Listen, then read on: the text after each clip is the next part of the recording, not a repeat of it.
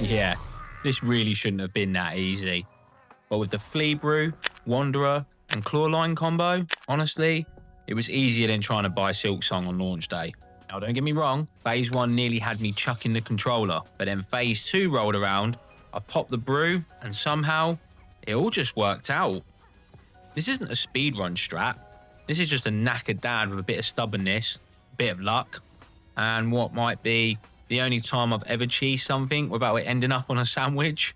In proper Cockney fashion, this boss should have been Barney Rubble. Big trouble. But instead, she went down quicker than my Wi-Fi when the kids fire up Peppa Pig on 3 iPads at once.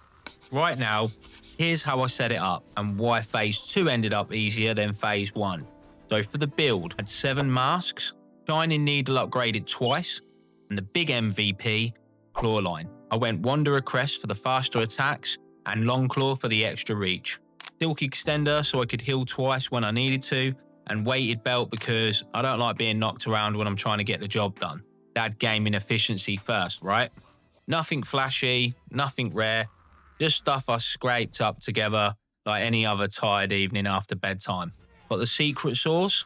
Definitely the Flea Brew. Think of it like a dad double espresso. Short-lived, but it hits hard. I saved all 4 charges for Phase 2, and then that's where the fight flipped. Phase 1's all about control. She teleports, slashing diagonally, throws out silk spears, looks nasty, but Clawline keeps you glued to her face. Every time she dropped, I took the free heal, and that's the dad tip here. Don't get greedy. Heal when the game gives you the window, because no one's got time for extra retries when you're squeezing this in between bedtime stories and loading the dishwasher. Then before you know it, you'll be on Phase 2, and the screen will explode. Circular slashes, big AoEs, chaos everywhere. Normally that's where the panic sets in, but this is where Flea Brew shines. As soon as she goes down and you get your window of opportunity, pop the buff. Clawline straight in and hammer her. No waiting, no giving her space to heal, just pressure until she is folded. And then 2 minutes later, if you're lucky like me, the job's done. The reward? Rune Rage. Basically her own flashy move, but now it's mine. Or yours.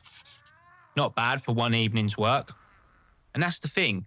The first sinner looked terrifying, but once I leaned into Flea Brew and stopped overthinking Phase 2, it really shouldn't have been this easy actually. In my 20s, I had all the time in the world but no focus. Now, I've got no time but more reason. And honestly, that makes me play sharper than ever. This video was sponsored by absolutely nobody, apart from the second legend that got me another coffee and asked me to take a Kit Kat break, and I absolutely did. See you in the next one. Peace.